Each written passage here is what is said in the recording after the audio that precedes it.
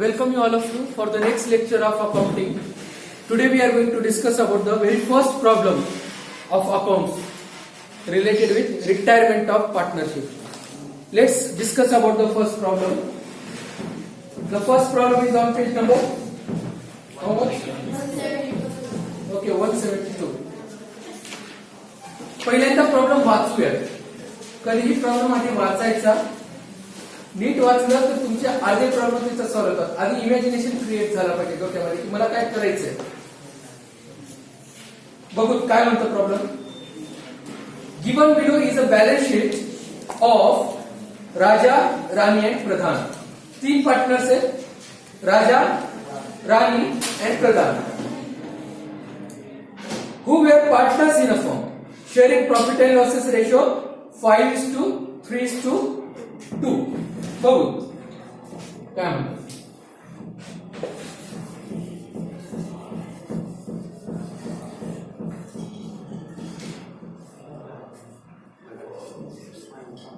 राजा, राणी, प्रधान है ना. ह्यांचा रेशो कसा आहे 5:3:2 म्हणजे 5/10, 3/10, 2/10 झालं. नेक्स्ट बॅलन्स शीट दिली आहे तुम्हाला. लायबिलिटी साइड आहे, ऍसेट साइड आहे. ठीक आहे. काय म्हणतो पुढं. On 1 April 2018 Pradhan retired on the following terms. Pradhan retirement घेतोय किती तारखेला 1 April 2018. Okay. So 1 April 2018 Pradhan wants to retire है ना. 1 एप्रिलला तारीख लक्षात ठेवा 1 एप्रिल. तुम्हाला बॅलन्स शीट कोणत्या तारखेची दिली आहे 31 मार्च 2019. ठीक आहे. 31 मार्च 2019. आता ह्याचा अर्थ प्रधान आधी रिटायर होतोय, बॅलन्स शीट नंतर बनली. प्रधान ज्या दिवशी रिटायर होत होता त्या दिवशी काय पोझिशन असेल बिझनेसची ते आपल्याला माहिती आहे का. आपल्याला पार्टनरशिप मध्ये तेच काढायचं. आपल्याला पार्टनरशिप मध्ये काय काय चेक करायचंय. प्रधान ज्या दिवशी रिटायर झाला त्या दिवशी ऍक्च्युअल बॅलन्स शीट मध्ये पोझिशन काय होते. त्यानंतर प्रधान रिटायर होताना जो काही पैसा घेऊन जाणार आहे तो किती घेऊन जाणार आहे, कोणत्या प्रमाणात, तेवढंच आपल्याला डिस्कस करायचं आहे. आपल्याला बाकीचं काही सांगितलेलं नाहीये, नवीन रेशो सांगितलेलं नाही, काही सांगितलेलं नाहीये. बरोबर आहे. Let's go further. आधी आपण काय करू, बॅलन्स शीट मधले जे आयटम्स आहेत ज्याच्यावर ऍडजस्टमेंट आहे त्यांना टिक करून ठेवू, म्हणजे आपण विसरणार नाही. कधी बॅलन्स शीट मधले आयटम्स आहेत ना त्याला टिक करा अगोदर, ज्याच्यामुळे तुम्हाला लक्षात येईल की कशावर ऍडजस्टमेंट आहे, म्हणजे तो आयटम्स घेताना आपल्याला विसरत नाही. मला सांगा गुडविल दिली आहे का बॅलन्स शीट मध्ये. नाही.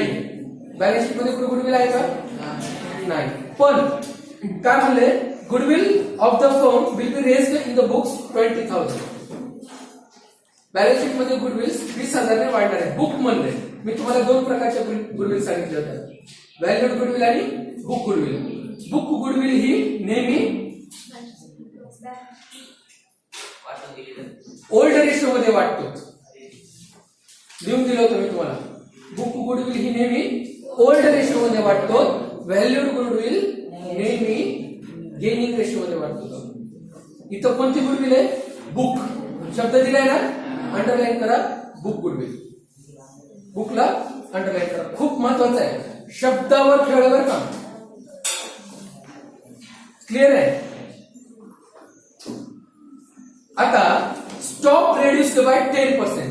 बॅलन्स शीट मध्ये स्टॉक दिसतोय का, कुठं दिसतोय. ऍसेट साइडला त्याला टिक करून ठेवा, त्याच्यावर ऍडजस्टमेंट आहे. फर्निचर आहे ना, फर्निचरला टिक करा. मशिनरी आहे ना, मशिनरीला टिक करा. RBDD reserve for bad and doubtful date.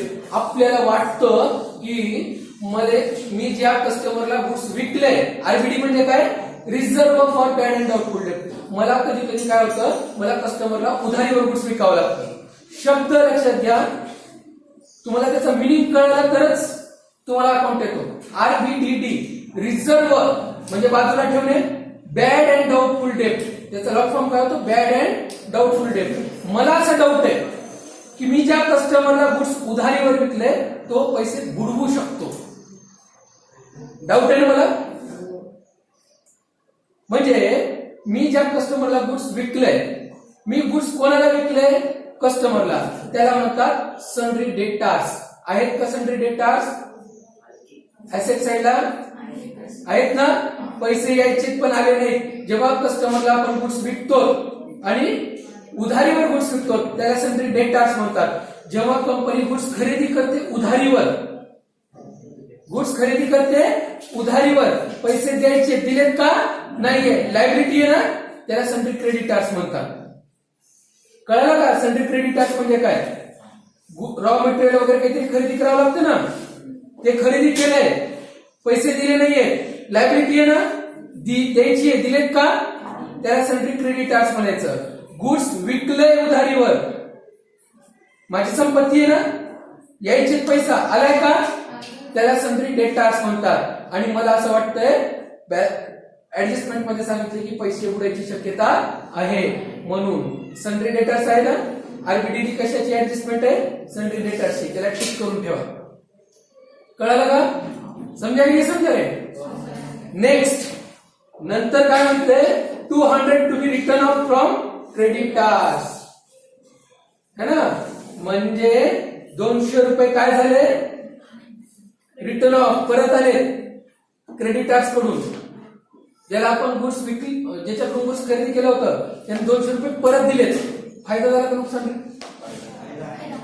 झाला ना, फायदा, बरोबर आहे ना. ठीक आहे, तर ते सन्ड्री क्रेडिटार्सची ऍडजस्टमेंट आहे. सन्ड्री क्रेडिटार्स आहे का. लायबिलिटी साइडला बघा, फर्स्ट आयटम आहे आला, out of amount due to Pradhan 5000 to be paid on cash. प्रधानला किती रुपये पेमेंट करायचे, 5000 रुपये कॅश द्यायचे. का बर, प्रधान रिटायर होतोय ना, तो त्याचा पैसा घेऊन जाणार ना, तो पैसा मागतोय, 5000 रुपये कॅश ने देतोय. आणि remaining amount to be transfer to loan account. आणि बँक पार्टनरशिप फर्म म्हणतं, कंपनी म्हणते अरे प्रधान तू 5000 आता घे, बाकीचे पैसे तुला नंतर देतो. म्हणजे प्रधानला बाकीचे पैसे द्यायचे, दिलेत का पार्टनरशिप फर्मने, म्हणजे ती काय आहे, लोन म्हणून ट्रीट करावं सांगितलंय. कळालं का, कळालं की नाही म्हणणारे आहेत. ठीक आहे. आता in the books of partnership firm, आपण कोणाच्या बुक्स मध्ये रेकॉर्ड करतोय, ते सगळे खाते पार्टनरशिप फर्मच्या. 3 खाते तयार करायचे आहेत आपल्याला. ठीक आहे. पहिला आहे profit and loss adjustment account. ठीक आहे, करा.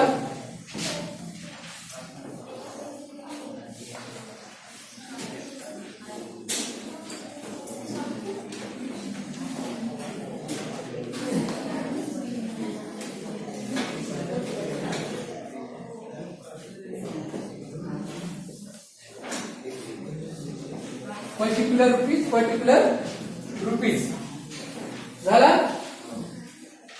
नंतर कोणता अकाउंट तयार करायचं तुम्हाला, पार्टनर्स कॅपिटल अकाउंट. मी तुम्हाला सांगितले त्या दिवशी, लिहून गेलेत मी तुम्हाला, 3 अकाउंट तयार करायचे. आणि मग गरज पडली तर लेजर तयार करत राहायचे, गरज पडली तर. आता आपण बघू, 3 तर तयार करावेच लागते.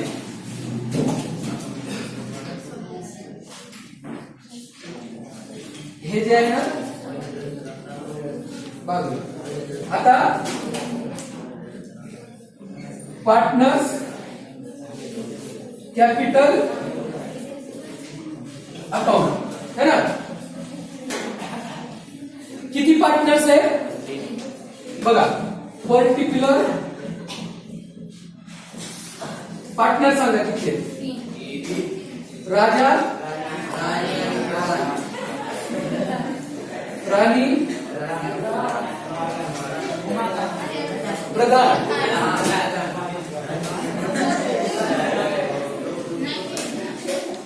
है ना, ही झाली डेबिट साइड.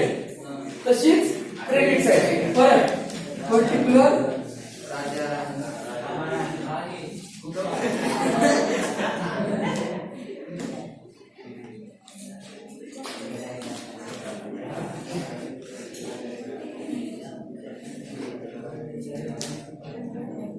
राणी प्रधान.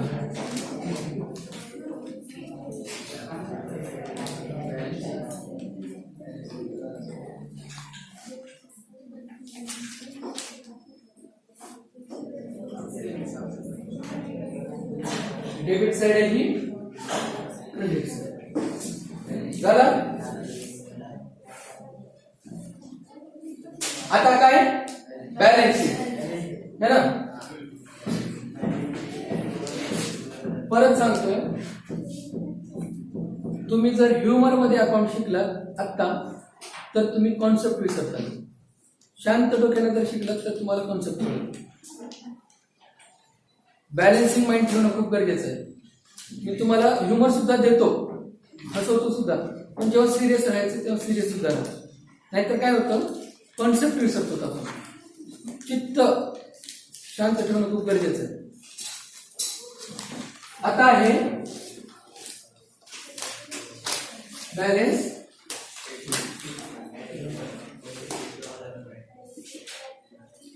लायबिलिटीज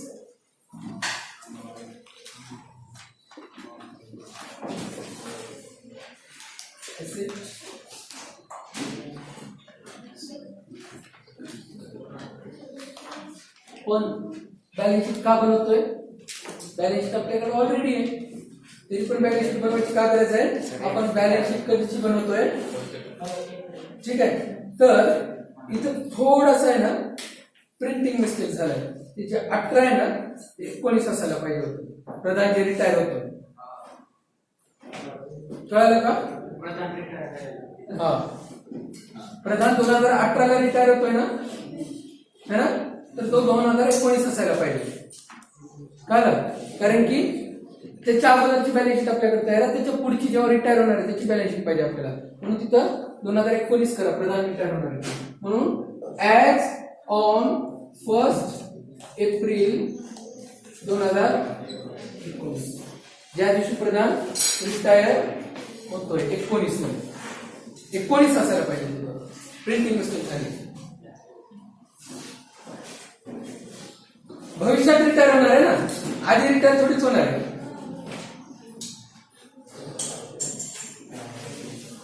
कळलं? आता अकाउंटिंग ट्रीटमेंट करायची सिंपल मेथड काय माहिती आहे का? सायमल्टेनियसली सगळ्या अकाउंट्स मध्ये एंट्रीज करत राहणार. एक अकाउंट क्लोज केल्यावर दुसरं करत नसतात. सायमल्टेनियसली जसा इफेक्ट होतो, डबल एंट्री सिस्टीमवर चालतो ना आपण, लगेच डबल एंट्री करून टाकायची त्याची, तर अकाउंट आलं म्हणायचं. कळलं का? प्रत्येक ऍडजस्टमेंटचा किती इफेक्ट होणार आहे? 2 ऍडजस्टमेंटचा, हा, बाकीच्या नाही. बघू, टिक तर केलेलेच आहे आपण, है ना. क्रेडिटर्स, त्याच्यावर ऍडजस्टमेंट आहे का? आहे. बघा बरं किती नंबरची ऍडजस्टमेंट आहे? 4थ्या नंबरची आहे. 4थ्या नंबरची ऍडजस्टमेंट आहे. क्रेडिटर्स कुठे येतं? बॅलन्स शीटच्या आयटमला बघत जायचं आणि लिहित जायचं. क्रेडिटर्स बॅलन्स शीटला येतं, मी लिहिलं क्रेडिटर्स, है ना. किती रुपये? 11,000. इनर कॉलम मध्ये लिहितो, ऍडजस्टमेंट आहे ना. काय म्हणतंय बघा, क्रेडिटर्सला 11,200 दिले होते, द्यायचे होते, आणि त्यांनी 200 रुपये आपल्याला रिटर्न ऑफ म्हणजे परत दिले. रिटर्न ऑफ परत घ्यायचे आपल्याला, परत दिले म्हणजे लेस रिटर्न ऑफ किती रुपये? आता लायबिलिटी किती आहे? 200 रुपयाचा फायदा झाला ना. हा कोणता अकाउंट आहे? प्रॉफिट लॉसचा नियम नॉमिनल अकाउंट आहे ना, debit all expenses and losses, he debit side, credit side. Credit all incomes and gains, 200 रुपये द्यायचे होते, वाचले का नाही रे? आता किती द्यायचे? 11,000. मी काय म्हणलं, प्रत्येक ऍडजस्टमेंटची डबल एंट्री कुठे येणार? हे क्रेडिट साइडला. कळलं का? नेहमी लक्षात ठेवा, विरुद्ध दिशेला येत असते ऍडजस्टमेंटची जी दुसरी एंट्री असते, विरुद्ध दिशेला. आता तुम्ही म्हणताल की सर हे इकडेच कसं काय आलं? डेबिट आणि क्रेडिट, ऍसेट हा डेबिट साइड असतो, ऍक्च्युअली मध्ये बॅलन्स शीटला साइडच नसतो, पण मानायला गेलं तर ऍसेट हा डेबिट साइड असतो. ठीक आहे, मायनस केले कुठे येणार? क्रेडिट ना, इन्कम झाला ना, किती रुपये येणार? बाय क्रेडिटर्स अकाउंट, किती? 200 रुपये. झालं का? पहिली ऍडजस्टमेंट झाली. दुसरा, बँक ओव्हरड्राफ्ट. काय ऍडजस्टमेंट आहे का त्याच्यावर? आपण टिकच केलं नाही, बघायची काही गरज नाही, डायरेक्ट बँक ओव्हरड्राफ्ट लिहू शकतो. किती रुपये बँक ओव्हरड्राफ्ट? ऍडजस्टमेंट नाही ना, डायरेक्टली बॅलन्स शीट मध्ये बँक ओव्हरड्राफ्ट किती रुपये रे? 700. कळलं? काय अडचण आहे शेवटपर्यंत? बिलकुल नाही. इकडे शेवटी समजलं ना? आता पुढे काय दिलंय? Reserve fund. आता काय झालं? रिझर्व्ह फंडवर ऍडजस्टमेंट नाहीये, पण मी तुम्हाला काय 4-5 मुद्दे लिहून दिले होते डे बिफोर यस्टरडे. मी काय म्हणलं होतं? अरे पार्टनर काय म्हणतोय? साहेब मी आता रिटायर होतोय आणि जे पैसे आपण बाजूला ठेवला होता ना, भविष्यामध्ये कधी अडचण येईल तेव्हा कामाला येतील म्हणून, आता भविष्यात मी नसणारच आहे. भविष्यात मी असणार आहे का? नसणार आहे. मग ते रिझर्व्हचा पैसा माझा पैसा देऊन टाका. आता ह्याचा पैसा कसा द्यायचा? मग पार्टनर काय म्हणाले? ठीक आहे, रिझर्व्हचा पैसा ओल्ड रेशो मध्ये वाटला जातो. कोणत्या रेशो मध्ये? ओल्ड रेशो मध्ये. मी लिहून दिलं तर तुम्हाला. रिझर्व्ह फंड आहे, ऍडजस्टमेंट आहे का? नाही, पण डोक्याचा वापर करायचा. रिझर्व्ह फंड आहे, पैसा जमा करून ठेवता. कशाला जमा करून ठेवता? भविष्यात अडचण आली तर पैसा राहावा. पण भविष्यात हा प्रधान असणार आहे का? प्रधान तर रिटायर होतोय, तो जाता जाता त्याचे रिझर्व्ह फंड घेऊन जाईल. म्हणून नेहमी रिझर्व्ह फंड कोणत्या रेशो मध्ये वाटतात? ओल्ड रेशो मध्ये. लिहा, वर्किंग नोट मध्ये लिहायचं. आता मी तुम्हाला काय करतोय, कोणती एंट्री का बरं त्याचं रिझन लिहून देतोय खाली. सर्वात खाली हे अकाउंट जागा सोडा आणि तिथं खाली लिहा number 1, calculation of reserve fund. Calculation of reserve fund.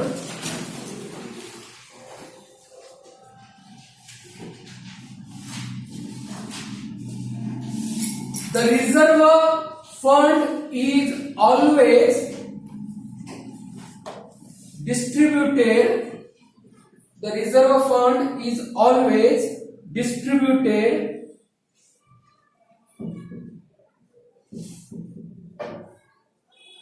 among the old partners.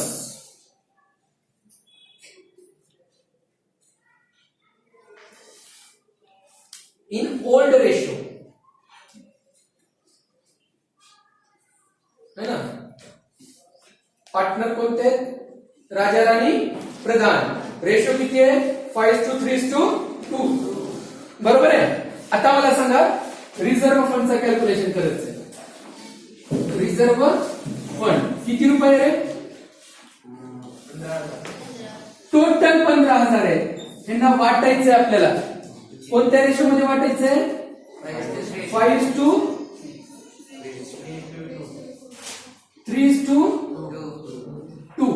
हे राजा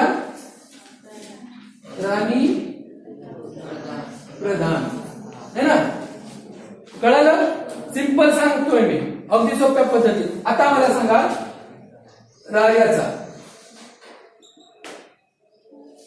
15,000 गुणिले 5 बाय राणी, 15,000 गुणिले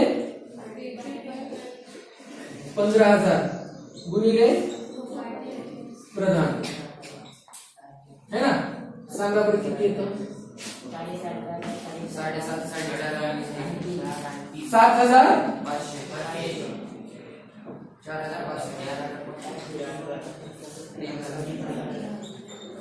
बघा बरं सगळ्यांची टोटल 15 येते का?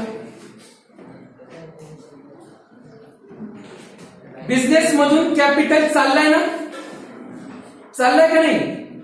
बिझनेस मधून कोणाला चाललाय? प्रधान, राजा, राणी तिघांना पण चाललाय. राजाला चालले 7,500, राणीला चालले 4,500 आणि प्रधानला चालले कॅपिटल चाललाय.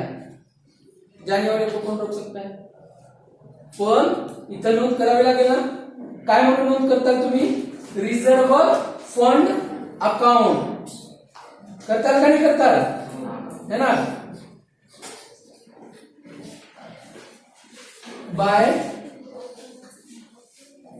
रिझर्व्ह फंड अकाउंट किती आहे? 7,500, 4,500. रिझर्व्ह फंडची ऍडजस्टमेंट होती का रे? नव्हती.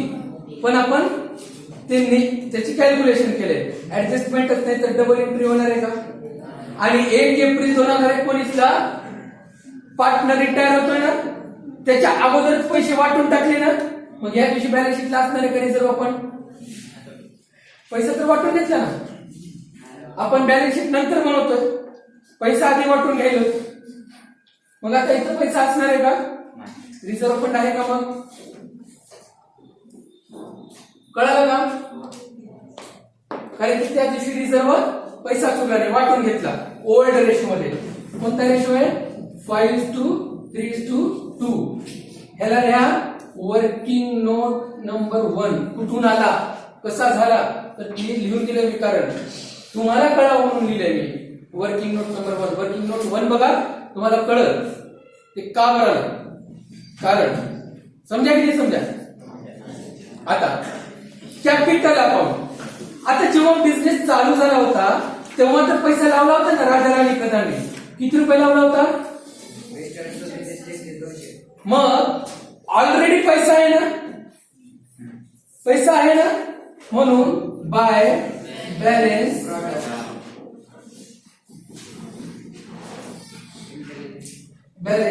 Brought down. कुठून आणलाय? ऑलरेडी होता. किती होता राजाचा? 42,000. 42 का? हा 37,000. 900 का? 200 आला.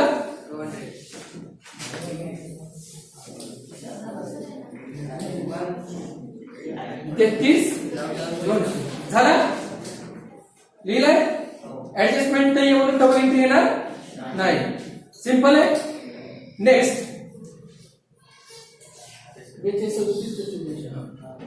आता ऍसेट साइडला येऊ. कॅश किती आहे हो? ऍडजस्टमेंट आहे का कॅशवर? बघा कॅश आहे 7,000. द्यायचे किती? प्रधान म्हणाले ना मला कॅश द्या. आहेत का खात्यात कॅश? 7,000 आहेत ना. द्यायचे किती? बघा प्रधानला काय म्हणले आपण? अरे प्रधान तू रिटायर व्हायलास ते खरंय. आता 5,000 रुपये कॅश घे, बाकीचे तुला नंतर देतो म्हणून बाकीचे लोन म्हणून. पण सध्या कॅश किती द्यायलो? आहेत किती?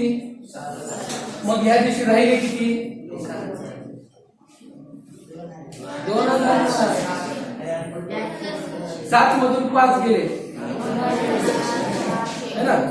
7,600 ना तिथं. आता बघा कॅश होते 7,000. ऍसेट आहे ना. पेड टू प्रधान किती? आता ह्या दिवशी प्रधान चाललाय 5,000 घेऊन, राहिले किती? कळलं का? सिंपल आहे का? सिंपल आहे. आता बघा ह्याची तर एंट्री करावी लागणार, ऍडजस्टमेंटचा पार्ट आहे. 5,000 रुपये प्रधान घेऊन चाललाय, म्हणजे प्रधानला 5,000 रुपये भेटलेत ना, त्याचा कॅपिटल तर वाढला ना, पण बिझनेसचा कमी झाला ना. आपण in the books of business बघालो. In the books of partnership खूप गरजेचं बरं का, आपण याला अवॉइड करतो. प्रधान घेत नाहीये, हे पार्टनरशिप फर्म घेतोय, म्हणून त्याचा कॅपिटल तर कमी व्हायला ना. कळलं का? आता मला सांगा किती द्यायचे प्रधानला? 5,000 है ना. टू कॅश अकाउंट, कोणाच्या खात्यात द्यायचे? Dash dash. डायरेक्ट प्रधानला 5,000 रुपये देऊन टाकले. तिथून 5,000 गेले, इकडे 5,000.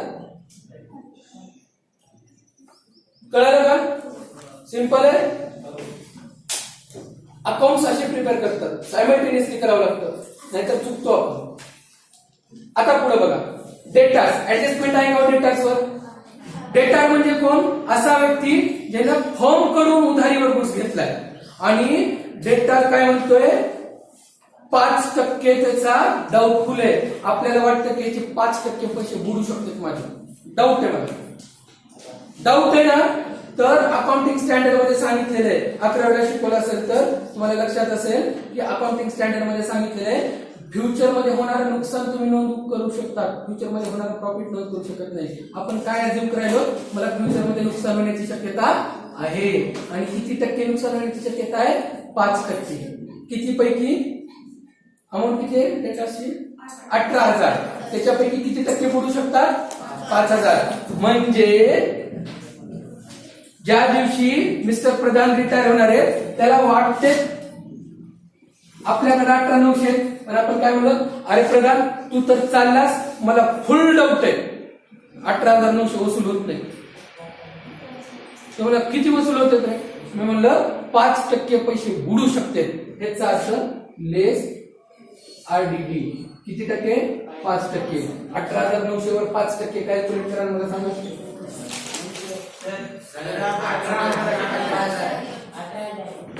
किती आहे? लक्ष कडे बघत होतो.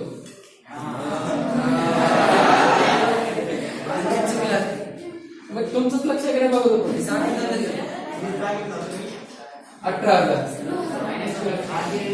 किती आहे? 9,000 आहे का?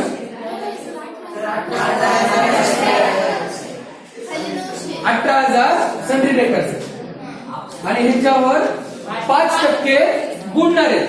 18,000च्या 5% बुडणार आहेत. ह्याचा अर्थ किती? म्हणजे अरे प्रधान आता आपल्याकडे किती रुपये ऍसेट म्हणून मायनस करून सांगा? 17,000 है ना.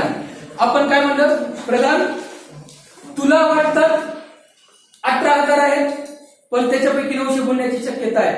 ह्याचा अर्थ 900 रुपयाचा लॉस आहे का प्रॉफिट आहे?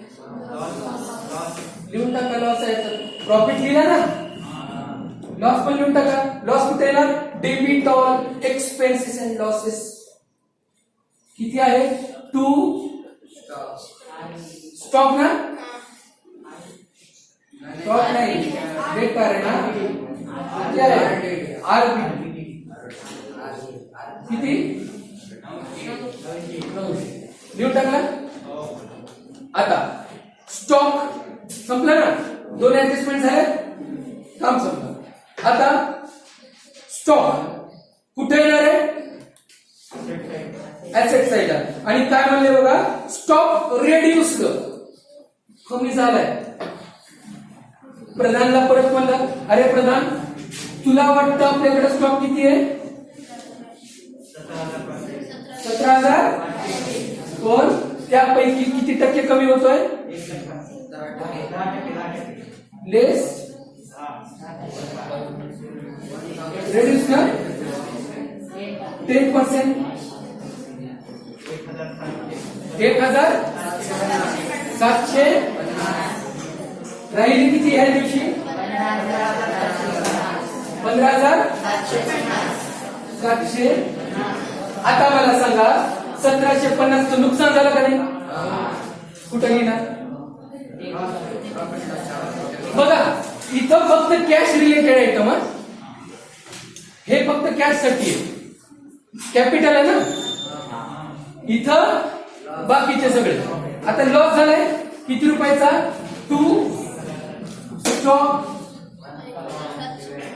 लिहून टाकलं. आता पुढे सांगा मशिनरी. आपण म्हणलं प्रधान तुला वाटतं मशिनरी किती रुपयाची आहे? किती आहे? 30,000 रुपयाची. पण त्याच्यावर डिप्रिसिएशन दिले ना. मशिनरी 30,000 लेस डिप्रिसिएशन 5% का?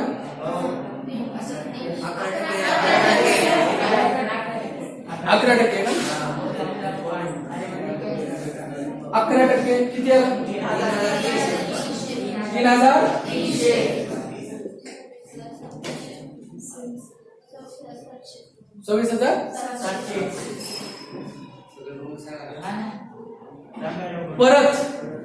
परत काय होतोय? स्टॉक मशिनरीचं डिप्रिसिएशन झालंय. डिप्रिसिएशन झालं म्हणजे व्हॅल्यू कमी झाली, नुकसान झालं ना. लिहा मग 2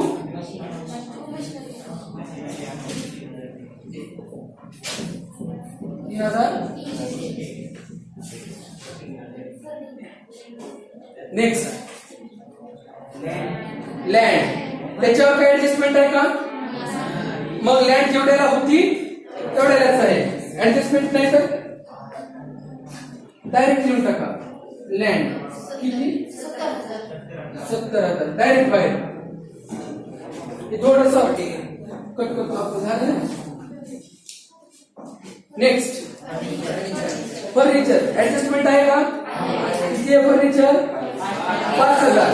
आणि डिप्रिसिएशन किती आहे? आता समजा एखादी वस्तू आहे त्याच्यावर ऍडिशन म्हणले तर ऍड करायचं. ऍप्रिसिएशन म्हणल्यास, डिप्रिसिएशन म्हणल्यास लेस, ऍप्रिसिएशन म्हणल्यास ऍड, आणि ऍड झालं तर profit. Credit all incomes and gains. ठीक आहे. आता फर्निचर किती रुपये? 5,000. आणि डिप्रिसिएशन किती आहे? 5% का?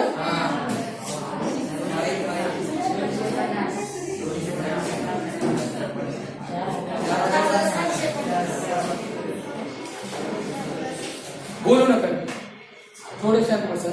ह्या प्रॉब्लेमला वेळ लागतोच. गडबड करून शिकवण्यात अर्थ नाही. 50 कमी झाला ना, लॉस आहे ना. 2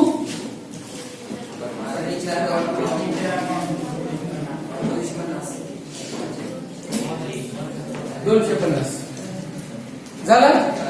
आता काय राहिलंय? काहीच नाही. पण अजूनही आपण 5,000 दिले प्रधानला. बाकीचे पैसे काय म्हणून द्यायचे? लोन म्हणून. आता हिशोब मिटलाय आपला, बरोबर आहे. पण गुडविलची ट्रीटमेंट अजून झालेली नाहीये. पहिलीच ट्रीटमेंट गुडविल किती म्हणली होती? 20,000. आणि बुक गुडविल आहे ना, मी तुम्हाला म्हणलं होतं बुक गुडविल ही नेहमी जसं रिझर्व्ह फंड वाटलात ना तसंच बुक गुडविल ओल्ड रेट मध्ये वाटायचे. लिहा working note number 2. Book goodwill is always distributed. Book goodwill is always distributed among the old partners in old ratio.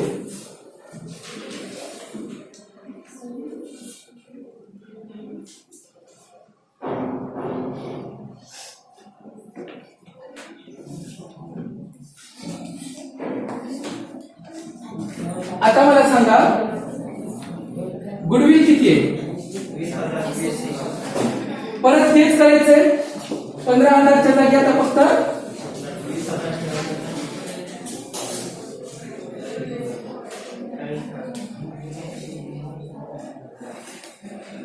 सांगा 10,000.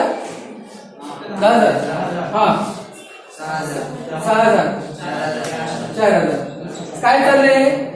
गुडविल घेऊन चालले सगळे पार्टनर्स, पैसे डिस्ट्रीब्यूट करायले, कॅपिटल कमी व्हायला ना, है ना? द्यायचं आहे तुम्हाला. कोणाकोणाला भेटणार आहे? गुडविल डिस्ट्रीब्यूट व्हायला बाय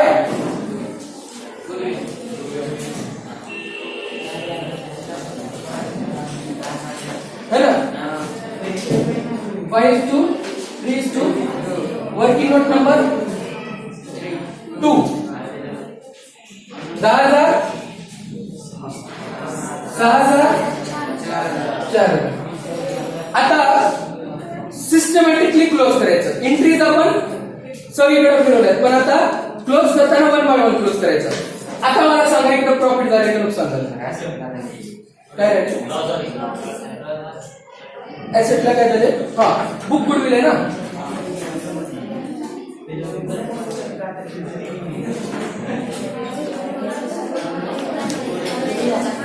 ठीक आहे.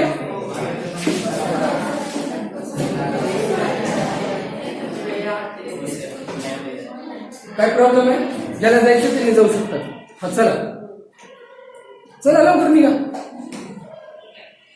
खरं सांगायला अजून वेळ लागते बघा. आहे का कोणी वाट बघणार घरी?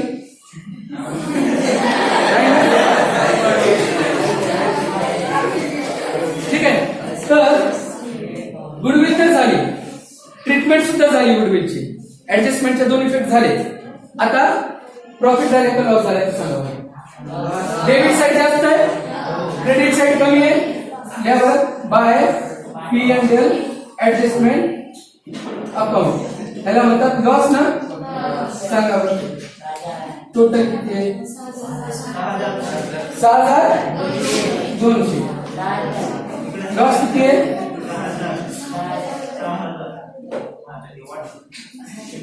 बरोबर आहे. आता लॉस वाटायचा आहे. कोणत्या रेशोमध्ये वाटते? जाता जाता काय म्हणले प्रधानला राजा आणि राणी? अरे प्रधान चाललास, पण आधी फायदा झाले का नुकसान झाले ते तर बघू दे. आणि तिथलं झालं नुकसान, आणि नुकसान पार्टनर रिटायर होण्याच्या अगोदरच आहे, म्हणून लॉस सुद्धा ओल्ड रेशो मध्येच वाटला जाईल. वाटा मग P&L ऍडजस्टमेंट अकाउंट 5:3:2 काय होता? लॉस 3,000 1800 1200. आता क्लोज करा. आता कसं क्लोज करायचं सांगतो. नेहमी लक्षात ठेवा, इम्पॉर्टंट आहे. वर्किंग नोट नंबर 4 3 का 4 3 IMP नोट घ्या. त्याला IMP नेहमी रिटायर होणाऱ्या पार्टनरचा अकाउंट आधी क्लोज करायचा. In the partners capital account, in the partners capital account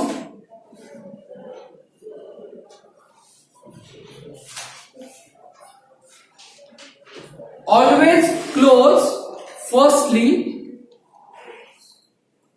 close firstly retiring partners account. Retiring partners account म्हणजे प्रथमतः काय करायचं? जो पार्टनर रिटायर होतोय, राजा रिटायर होत असेल आधी त्याचा, राणी होत असेल त्याचा, प्रधान होत असेल त्याचा. कोण रिटायर होतो आधी? प्रधानचा अकाउंट आधी क्लोज करा. ठीक आहे. मग प्रधानची डेबिट आणि क्रेडिट बघा किती आहे. डेबिट जास्त आहे का क्रेडिट जास्त आहे? इकडची टोटल किती आहे, इकडची टोटल किती आहे? सांगा ना किती आहे? 40,000. 40,000. आता प्रधान म्हणतो द्या 40,200. आपण म्हणलं प्रधान 5,000 काय दिले, राहिलेले पैसे कधी देणार आहेत? नंतर. आणि त्याला काय ट्रीट कर? लोन म्हणून लिहा टू प्रधान लोन अकाउंट. किती रुपये? 34,500 ना.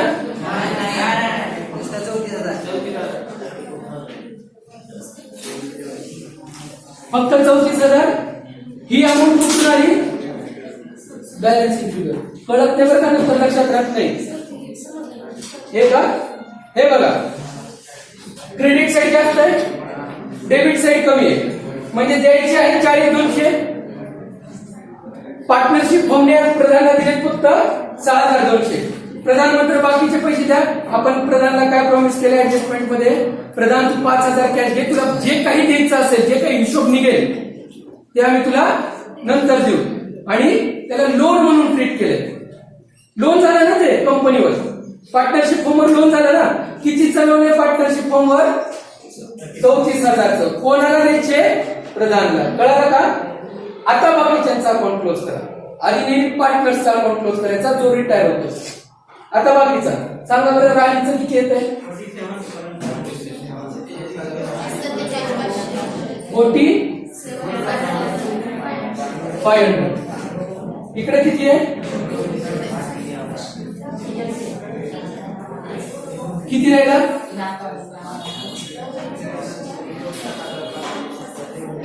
किती राहिला? 45,700. इकडे सांगा टोटल राजाचा 59,500 ना. इकडं 59,500 राहिले किती? 56,500. ह्याच तर लोन म्हणून ट्रीट केलं. पण राजा आणि राणी अजून बिझनेस मध्ये आहे ना. राजा आणि राणीचे पैसे अजूनही बिझनेस मध्येच राहतील. म्हणून ह्याला टू कॅरी डाऊन. कॅरी होणार कुठं? बॅलन्स शीट मध्ये. आणि इथं काय होणार?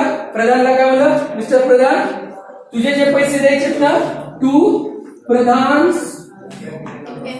लोन अकाउंट, लायबिलिटी आहे ना बिझनेसची, 34,000. हे का लिहिले? उद्या विसरले तर प्रधानचे पैसे लोन नाही. प्रधानने 34,000 ठेवले बिझनेस मध्ये. का ठेवले? ते म्हणलं उद्या द्या, नंतर द्या, परवा द्या, कधीतरी द्या, पण लिहून ठेव.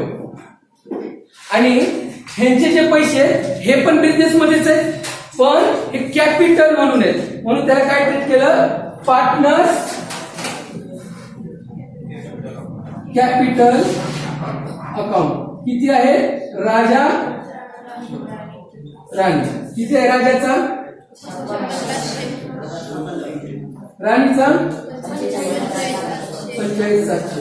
बघा बरं, बॅलन्स शीटची टोटल समान येते का? बॅलन्स शीट टॅली होणं गरजेचं आहे, नाहीतर कुठेतरी चुकतंय. किती आला? 156 टॅली झाला म्हणजे आपण करेक्ट आहे. बॅलन्स शीट टॅली झाली म्हणजे करेक्ट नाही. बॅलन्स शीट टॅली होणं गरजेचं आहे. अकाउंट असं प्रिपेअर करतात. कळालं का? नेक्स्ट प्रॉब्लेम उद्या घेऊ.